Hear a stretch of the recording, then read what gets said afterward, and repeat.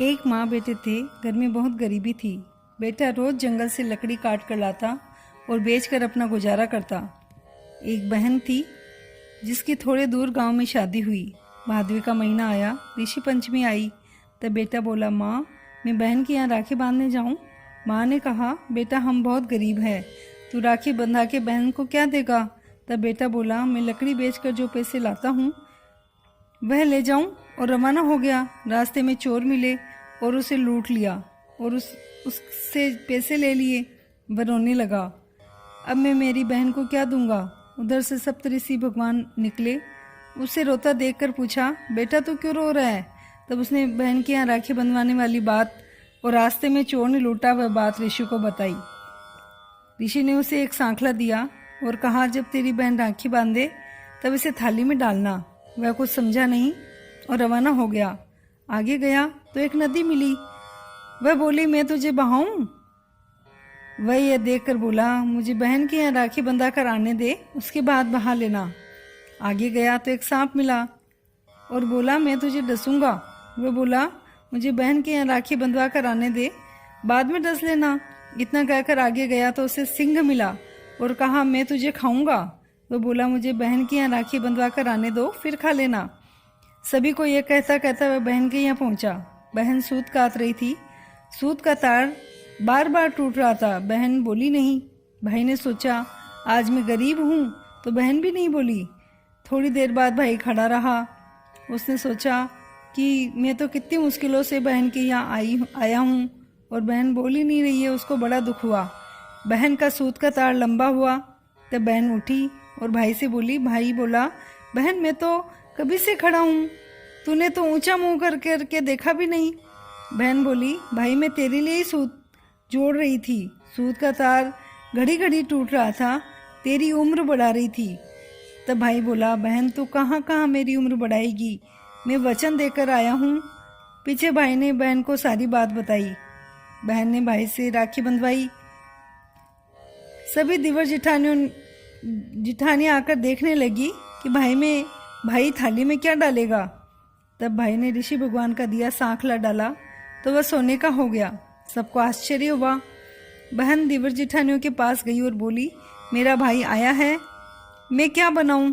तो सबने कहा, तेल का चौका लगा ले और घी में चावल बनाने के लिए रख दे। उसने तेल का चौका लगाया और घी में चावल बनाने रख दिए। शाम हो गई, न तो तेल का लगा चौका सूखा और न घी में चावल सीजे। भाई भूखा था। बहन पड़ोसन के यहाँ गई और बोली, मेरा भाई आज आया है, मैंने चावल बनाए वह सीजे नहीं। पड़ोसन बोली, कैसे बनाए? तब उसने बताया, तेल का चौका दिया और घी में चावल बनाए। पड़ोसन बोली, कभी तेल का चौका भी सूखता है और घी में भी चावल सीजते हैं, गोबर का चौका दे और पानी में चावल बना। वह घर आई, गोबर का चौका दिया और पानी में चावल बनाए। भाई को जिमाया। दूसरे दिन बहन जल्दी उठी और घट्टी पीसी, क्योंकि भाई को जल्दी जाना था। अंधेरे में दिखा नहीं तो घट्टी में सांप भी पिस गया। उसने लड्डू बनाकर भाई के साथ बांध दिए। भाई रवाना हो गया। सुबह बच्चे उठे, माँ से कहा, माँ मामा जी के साथ क्या बांधा, हमें भी दो। उसने डब्बा खोला, आधा आधा लड्डू तोड़ बच्चों को देने लगी तो देखा सांप की कांचली हाथ में आ गई। वह लड्डू लेकर भाई के पीछे भागी और आवाज दी, अरे भाई रुक जा, अरे भाई रुक जा। भाई ने सोचा, मैं तो बहन के यहाँ से कुछ भी नहीं लाया, मेरी बहन क्यों भागी भागी आ रही है? वह और भी तेजी से भागने लगा। बहन रास्ते में विश्राम लेने लगी, पर मन में विचार किया, अब यहाँ कैसे बैठूं? बीच में तो पंथ भगवान है। तब पंथ भगवान ने सोचा, ये इतनी जल्दी में है तो भी मुझे याद कर रही है, इसलिए मुझे भी कुछ करना चाहिए। तब पंथ भगवान ने भाई के सामने एक बेर का पेड़ खड़ा कर दिया। भाई ने बेर को देख बेर तोड़ने लगा। इतने में बहन आई और भाई को बोली, वापस घर चल, आज मैं तुझे मार देती, और सारी बात बताई। वहाँ पेड़ पर चोर बैठे थे। वह पेड़ पर टंगे लड्डू खाने ही वाले थे कि उन्होंने सारी बात सुनी। वो पेड़ के नीचे उतरे और खूब सारा धन दिया। बहन को धर्म की बहन बनाई और चुंदड़ी उड़ाई। पीछे सब लड्डू वहीं गाड़ बहन भाई को लेकर वापस घर आई और रात बासा दिया। पीछे सप्तमी के दिन सिंह के वास्ते घास का पूला, सांप के वास्ते दूध, नदी के वास्ते पीला पटोले का बेच दिया। भाई वापस रवाना हुआ। आगे सिंह बैठा तो उसने पूला सिंह के आगे डाला और कहा, अब मुझे खा लो। तब सिंह बोला, मेरा पेट तो पुल्ले से भर गया, मैं तुझे नहीं खाऊंगा। तेरी हत्या करने से मुझे क्या मिलेगा? तू बहन के यहाँ से आया, अब तू जा। आगे गया तो सांप बैठा था। उसने दूध का कुंडा सांप के आगे रख दिया और बोला, लो मुझे डस लो। सांप बोला, मुझे मेरा भोजन मिल गया, अब तुझे डसने से क्या फायदा। आगे गया तो नदी मिली। नदी को बेस पहनाया और कहा, अब मुझे बहा लो। तब नदी बोली कि तूने मुझे पीले का बेस पहनाया, मैं तेरी धर्म की बहन हो गई, अब तुझे कैसे बहाऊं। बहन भाई का कभी गलत नहीं सोचती, तो वापस घर जा। वह अपने घर आया और पूरे गांव में हेला पड़ा दिया कि कोई भी भाई बहन के यहाँ राखी बंधाने जाए तो उसी दिन वापस आ जाए या फिर सप्तमी को आए।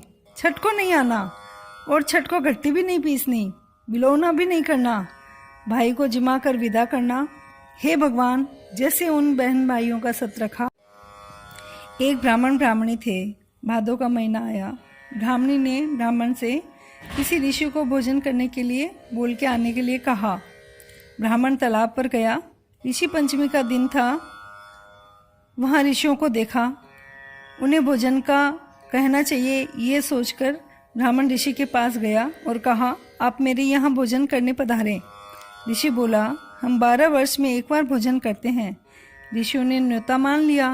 ब्राह्मण घर आकर अपनी पत्नी से बोला, आज मैं ऋषियों को भोजन का न्योता दे दिया है, तू खीर पूड़ी की रसोई बना लेना।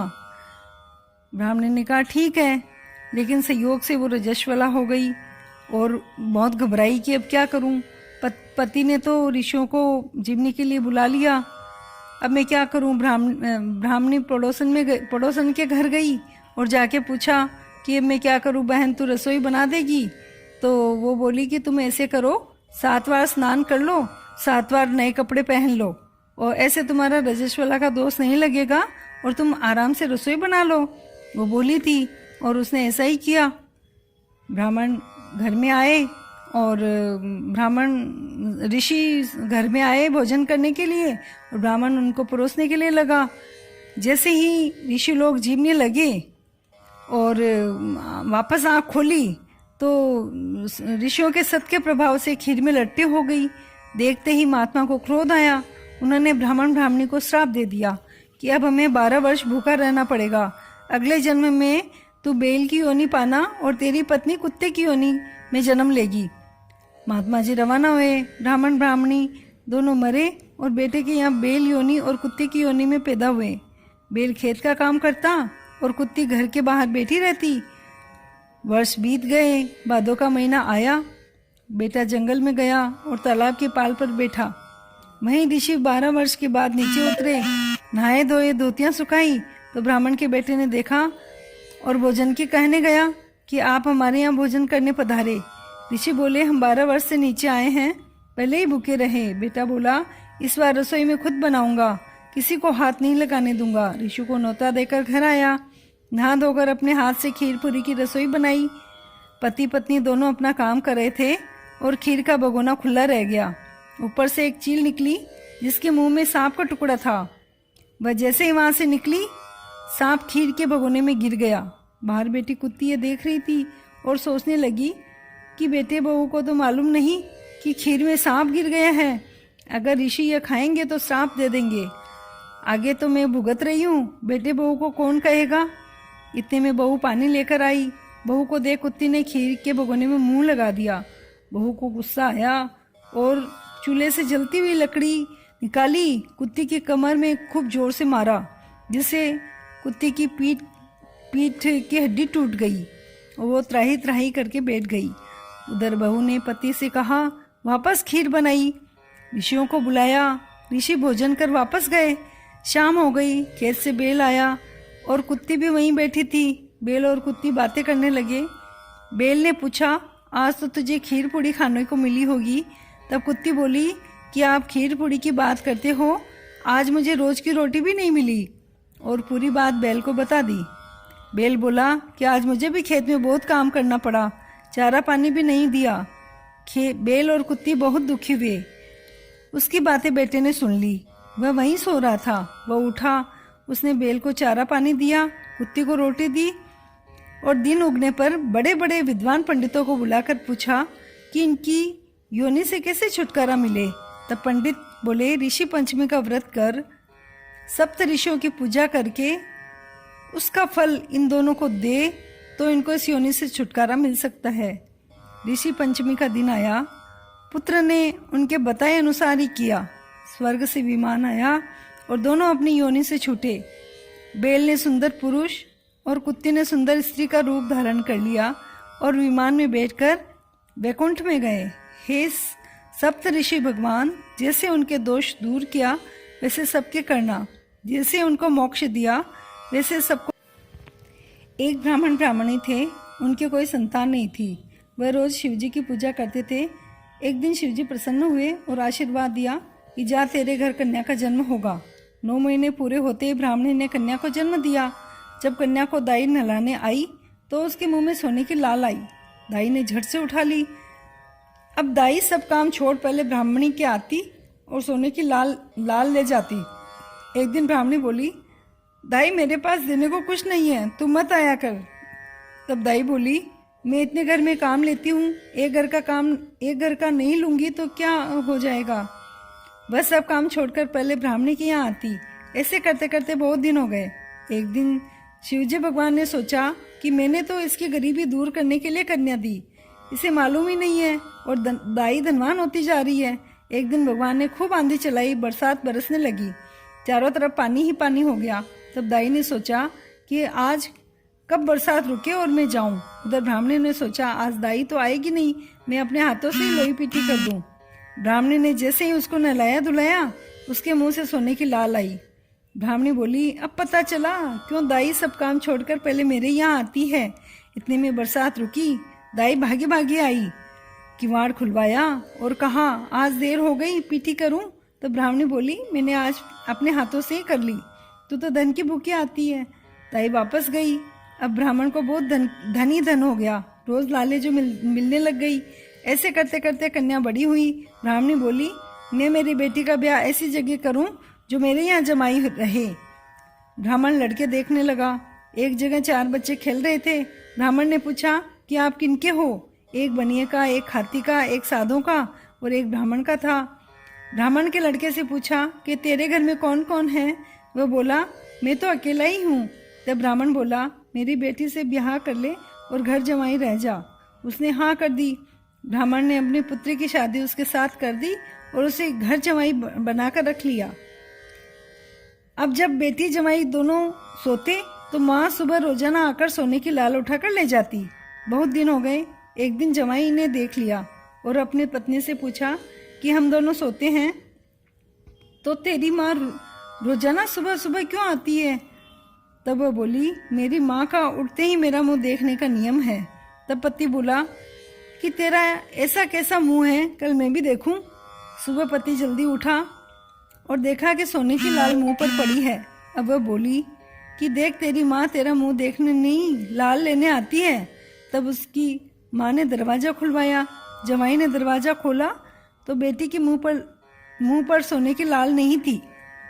अब माँ के मन में पाप आ गया कि आज तो जमाई को पता चल गया, अब क्या करूं, उसे मरवा देना ही ठीक रहेगा।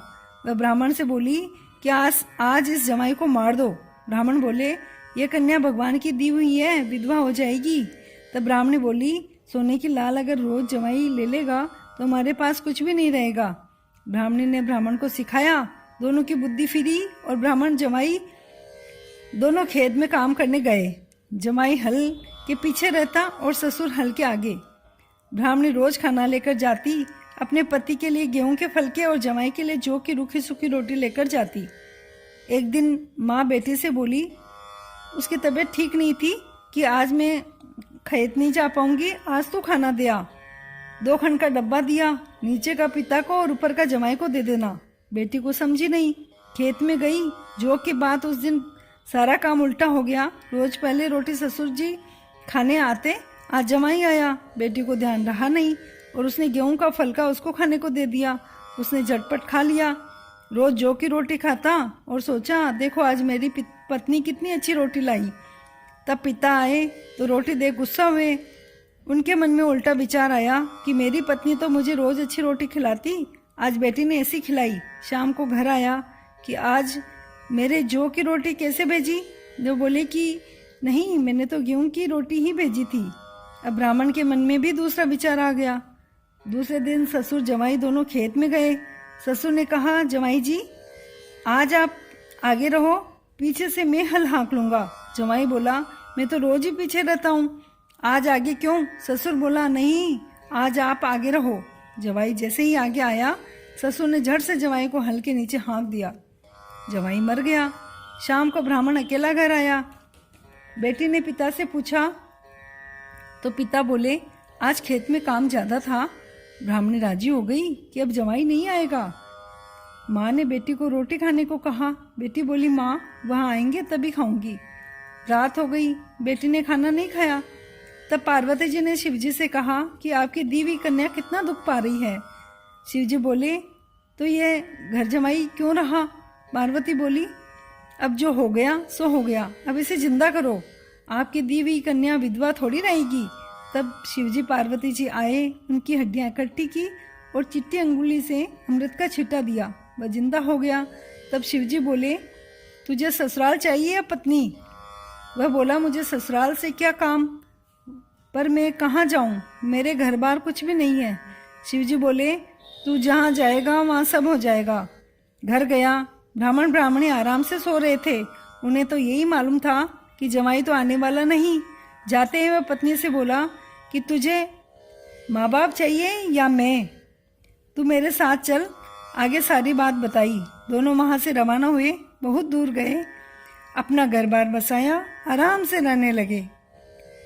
उनके खूब धन हो गया। हे भगवान, उनकी बेटी को सुहाग दिया जैसा सबको देना, और माँ बाप के मन में पाप आया ऐसा किसी के मन में ना लाना।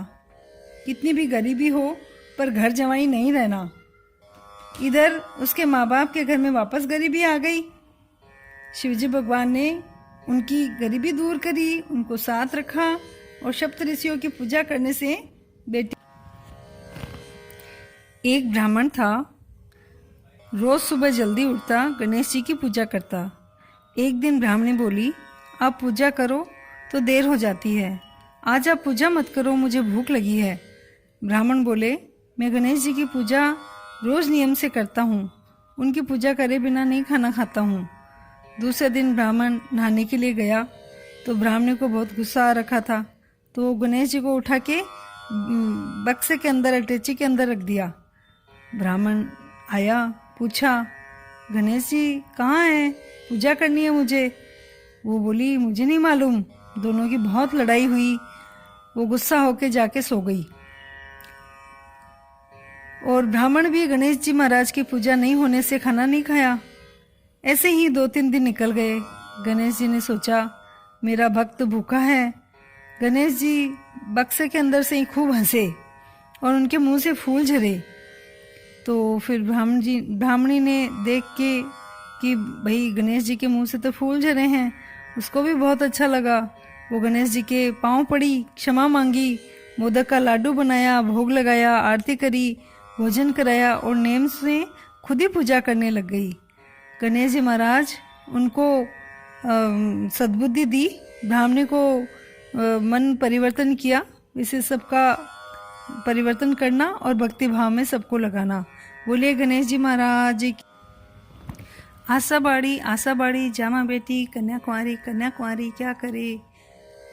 सूरज भगवान की बाड़ी सिमरे, पीपल देवता की बाड़ी सिमरे, पथवारी माता की बाड़ी सिमरे, गणेश जी महाराज की बाड़ी सिमरे। बाड़ी सिमरने से क्या होवे, अन्न होवे, धन होवे, लाभ होवे, लक्ष्मी होवे, अनपुत्रे को पुत्र होवे, बीचड़े को मेले मिले। हे भगवान, सारे देवता भगवान जैसे सबको कानी कथा का फल देते हैं वैसे सबको ही देना। करती हो तो पूरी करना, पूरी को परवान चढ़ाना।